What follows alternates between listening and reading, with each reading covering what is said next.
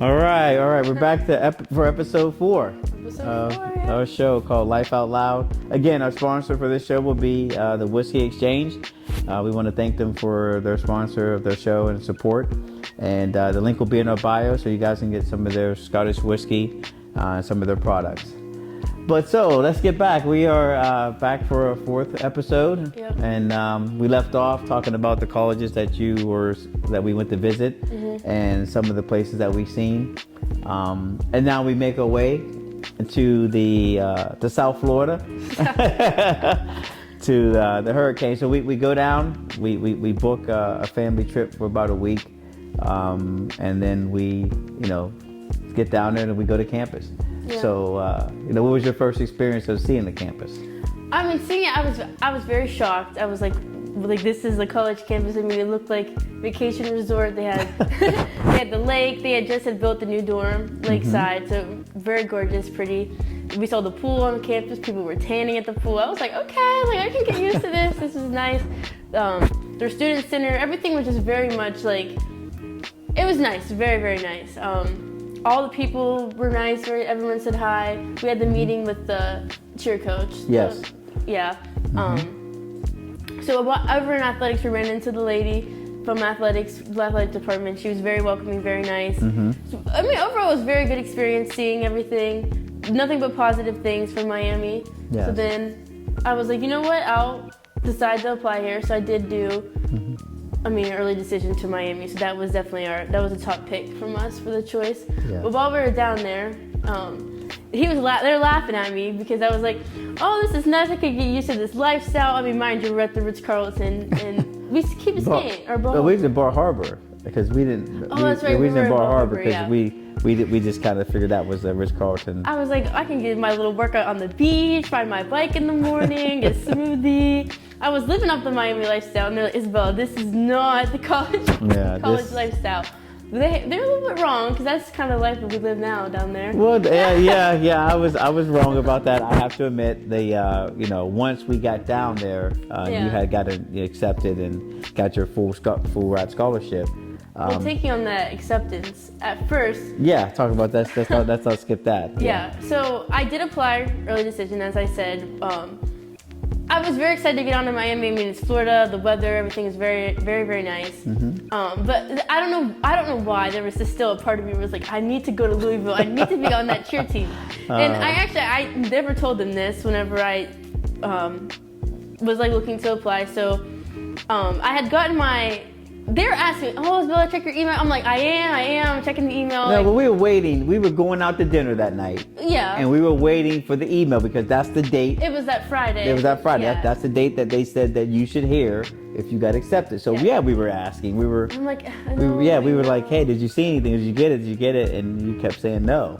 Yeah. So now I was downstairs working out before we were going to go out to dinner, and I'd seen it was University of Miami admissions. I was like, oh God, this is it. I mean, obviously, of course, I was nervous. Oh, what if I don't get in? What if I don't get in? And I was like, okay, I was like, in reality, I was like, if I don't get in, then I can go to Louisville and I can be on that team. So it was click here there has been a status update to your profile. And I was like, okay. So, right when you click the link, it's going to take you to your profile to see if you've been accepted or not. And as soon as I clicked that, I seen the confetti. I was like, damn, I can't share it through. But, internally, I was still very excited. I was smiling so hard. I had to stay down in the basement for a little bit. I was like, I can't be walking upstairs smiling, because I don't know why I didn't want to tell you guys as soon as I got it. I was just kind of being my nonchalant self. I was like, you were. But it was your choice, your decision. So, we didn't know. And even on the way over to eat, I was trying so hard not to be obviously I was very ecstatic that I did get in. Yeah, you were. When we were sitting there, I had only applied to Miami, so this is my first college acceptance. I was accepted. I was very, very excited. So we get over to dinner, and we went to the fish market. The fish market, near South Hills. Yep. And once again, they're asking, oh, Isabella, the email. I'm like, no, there's no email. I was like, I'll let you know when I get the email. Yeah. Well, then Mommy said, you know what? If you don't get it, you don't get in. Hey, we'll still find a place for you to go. So at that point, we just assumed maybe they didn't send them out, or maybe, you know, you didn't get accepted, because I didn't know. I just thought, well, maybe if they're sending it to all these kids, it takes time because it goes through the system. Yeah. They're emailing one by one, and you guys have informed me that they don't do it. It's a blast email house at all. I thought they were just emailing everybody separately. So, but yeah, and we got to dinner, and then you pulled the wool over our eyes. We had ordered drinks, and you know, you waited for the drinks to come, and then that's when you said, hey guys, I got something to tell you. We was like, what? You was like, I got in. And we was like, what? So then you pulled out the phone. Yeah. We were both of us, me and your mom, was very happy for you. Very exciting. You know, because mommy had some goals. You know, she, doing her cancer situation, you know, she wanted to see you, you know, to hopefully make the homecoming court, see you grow up a little bit to be, you know, who you were going to be as an adult, and the way we had raised you. And then she wanted to see you graduate from high school. And then, you know, she just had, from that point, it was like, hey, I just want to see her off to college. I want to see her. I said to her, I want to see you. I said, yeah, we will see her graduate. She said, hey, don't go that far.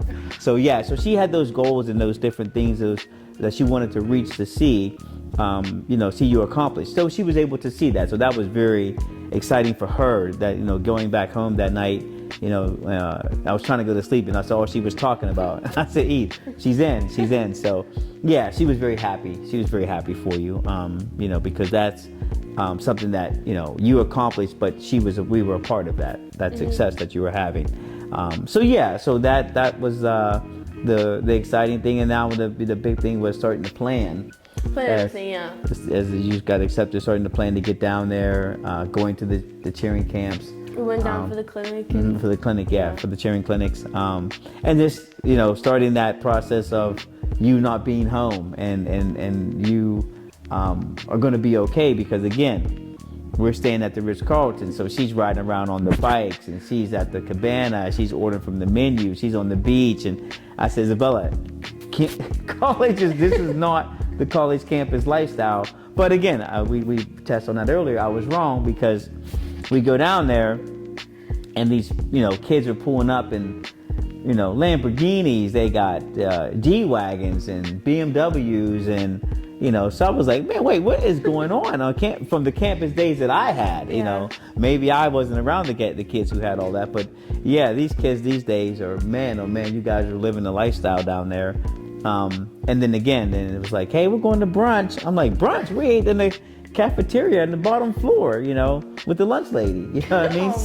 So yeah, it was a totally different shock. But going back in the beginning of you getting down there, I was surprised how small the campus was. Yeah, I mean, you got like the dorms are pretty much, they had dorms, like freshman dorms and sophomore dorms. And then, like, they had little of the missions place, you had your food, and then you had all your classrooms, like, kind of, like, towards the back. And, like, that was it. There wasn't really much, like... Yeah. I mean, you could get to anywhere on campus in 10, 15 minutes. Yeah. No matter which direction you want to go. Yeah, if that. I mean, you can... It's yeah. I'm used to walking across, you know, for a long time to get to the Oval, to get across campus to the wrestling facilities or to practice or whatever, to lift weights. But no, you guys, man, everything was right there. Then I had to ask the lady in admissions. I said, hey, listen, I'm just curious.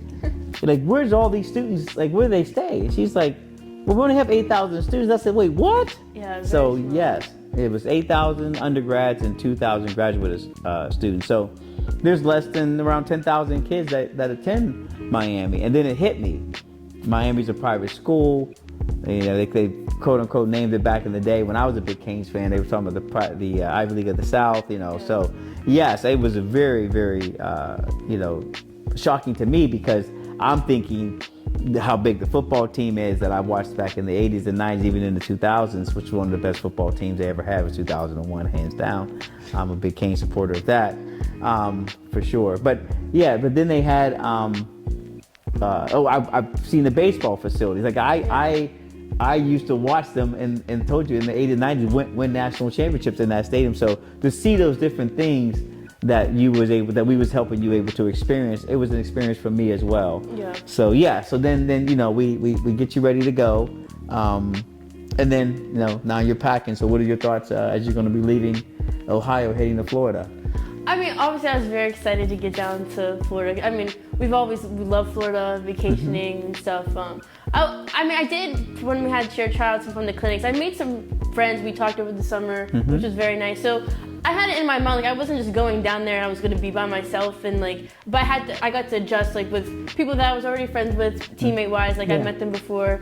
So that I think helped me a lot, because like I love hanging out with my friends. So I was like knowing that when I get down there, like, I'm going to see the same people that I had before that was comforting for me. That was good, yeah. And what I noticed from the outside looking in, like when we got there, I was meeting these students and I wasn't even a student. Like I was moving you in. Yeah. And she was hiding behind the doors. I'm like, hey, the kids are knocking on the doors. Hey, Isabella, because your names were on the doors. And I would answer the door, like, hey, I'm Isabella's dad. Like, I'm like, go talk to these folks, go meet them and open up. And I know you were just trying to unpack the dorm, and I think being in that room shocked you. Well, the size of it. I mean, you see pictures online and they kind of spiced it up to be more than what it was. Yeah, they do. When we opened the door, I was like, I was like, yeah, this is it. I said, Dad, I can't do this. I mean, mind you, I'm the only child, so I never had to share a room, share a bathroom. I mean, I lived upstairs by my own quarters. Yeah, pretty much. I have double sink to myself. I mean, I have my own space, so I wasn't really used to. I knew I was gonna have to share with my roommate, and I was like, I can't, because I like my alone time. I like my space. I like being my own thing. So I was having a hard time accept that once we saw the room, because I mean, it literally was like, her bed was there, my bed was here. Yeah. And you had your desk. Had the desk. Yeah, you guys were right there. I brought too much. We brought too much clothes. Yes. The closet was yay big. I was like, oh my God, I was stuffing shoes under the bed and suitcases. We did bring a little bit too much, but we didn't know. Yeah, but we managed it. I told you, I said, you kept saying it's cluttered in here. There's no space. I said, well, once we get the suitcases and stuff off the floor, we can move, then we'll have some space. So we gathered some things up and we got some things settled out and spread out. And then it became, hey, you're spending the night. Yeah.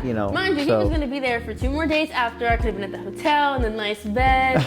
But no, he forced me to stay in my room by myself, because we were starting cheer camp the next day. Yeah. But I was like, oh no, I'll just come back if the room's not ready. Isabella, it's all ready to go. It's ready to go. So spending that night there was my way of letting you grow, letting your wings, spread and say, okay, I'm able to spend the night, even though my dad's in town or my parents are in town, you could do the things that you need to do on your own, because that's how it was going to be after I left a couple of days later. And you managed it. I know it's probably a little bit different, being from the room in your house to being in somewhere, totally that you're not familiar with. So you accomplished that. And the next day you go to practice. I show up. Like I said, I took you guys over there.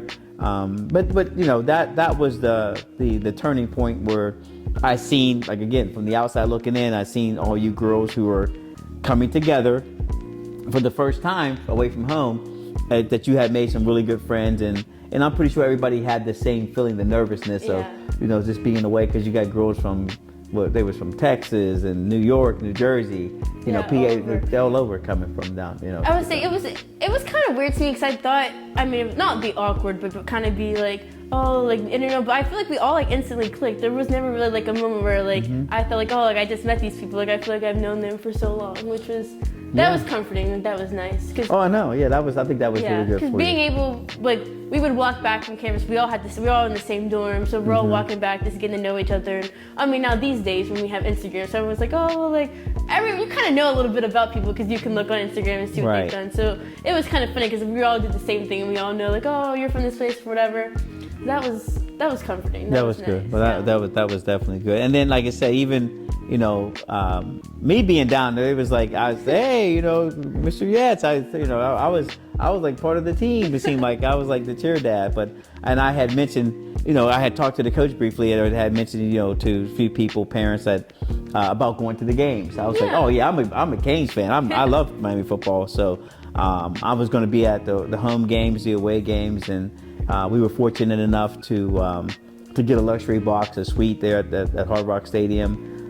So we really enjoy that. They take care of us, and like I said, the Canes family is real, so we've definitely enjoyed that. And then I made my way to the away games, but what I saw the most that I think really helped you. Again, me looking from a different perspective was when we did drop you off, you had that 2 weeks of the camp. Yeah. And then after that, it was a football game every weekend. And that, because I mean, obviously, I'm so used to seeing them every single day. So I mean, I had it in my mind. They booked the hotel, they had the box. Like, I know they're coming down, so like I know I'm going to see them. It wasn't like I was sitting around like, oh, like when's the next time I'm going to see my parents? So definitely that 2 weeks of camp, and then it was like we had one day, then we started class, which I think it was actually funny because we actually did. Me and my friends talk about this a lot. Well, my birthday's in August, yes. So it's like we started school, and my birthday happened to be like that weekend.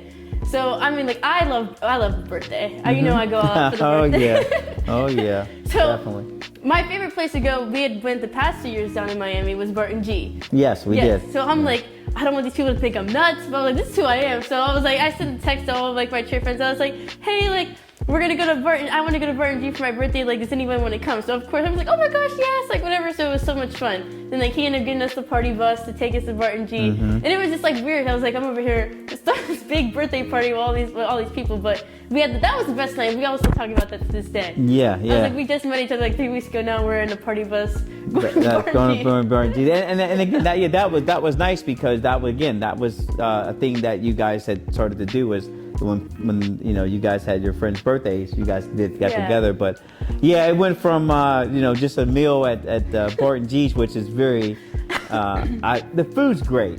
It is. The food is great. The food is good. I've been there. Our family's been there. Yeah. But the experience, just serve me my food. They're extravagant. Yeah, no need for the big ornaments and all this other stuff, glistening and glowing and sparkles. Yeah. Just give me my food and let me eat and enjoy my night. But no, it was great. So we went from a restaurant birthday to, hey Dad, we're getting a yacht for the weekend. A yacht? Wait, what? What's going on? So the next years you get up getting a yacht. You guys got the yacht for your birthday, and you guys did that, and so yeah, just your experience. So we want to talk about you had the opportunity. You didn't have a car your first year. You wasn't allowed to have a car on campus. And you had a car in high school, which like again, being fortunate enough to be able to provide that to you, and then you were like, well, my car is up, and I want a new car. So that was another experience that me and Mommy was planning on getting, but you being impatient. I know I'm a little bit impatient because, well, to me, everyone's coming down sophomore year. Everyone has their car. I'm like, well, where's my car? I need my car. We were going back and forth. You guys were trying to surprise me, but I like to be in charge, not necessarily like that. But I was like, well, when's the car getting here? I'm like, I'm on their toes. Like, get the car here. Where is it at? But we had to back up because I told you and your mother all the time, if you want a car, order it ahead of time. Pick your car out, pick your color out. Don't have me, I'm not the car dealership guy. Don't have me going around looking for car. I used to tell you guys that. And we were on top of it because I did end up designing the car. Okay. And I sent it to you, but I'm glad you said there that. was a mistake. Yeah, a huge mistake. So even Mommy's car. Oh, I ordered my car. It's black. I ordered this. I did. We go there. I'm like, hey, this car's not black. It's like a dark bluish thing. She's like, yeah, that's what I ordered. So yeah. So again, but beautiful vehicle. I told you in the spring. I said, Isabella, you got to order your car now because of that COVID thing. I said the vehicles are backed up.